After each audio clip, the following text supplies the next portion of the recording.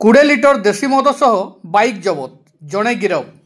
बलांगीर जिला खपराखोल अबकारी थाना द्वारा पेट्रोलिंग समय खपराखोल डुडुम दरा रास्तार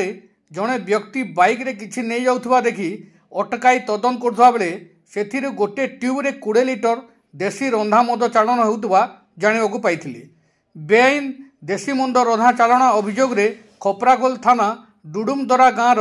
नेहरूलाल बाग को गिरफ करी पाटनागढ़ अबकारी थाना को अणा जाइथिबा बेले आज ताकू कोर्ट चालाण करा जिवो बोली कहिसंती खपराखोल थाना अधिकारी। पाटनागढ़ मिर्चा न्यूज टीम ब्यूरो।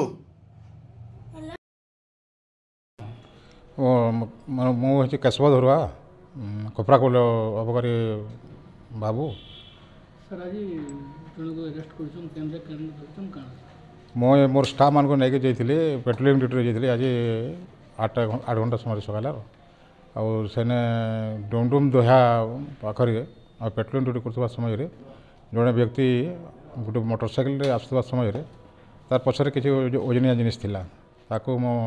अटकाइली रखिली और से देखिले जे गोटे रबर ट्यूब रे किसी ओजनिया जिनिस थिला से ओजनिया जिनिस देखला पर से तरल पदार्थ बाहरला से परीक्षा निरीक्षा कली जे आईडी लिकर हला मद को गिरफ कली और मदाला को भी गिरफ कली आ गोटे मोटरसाइकिल जबत करा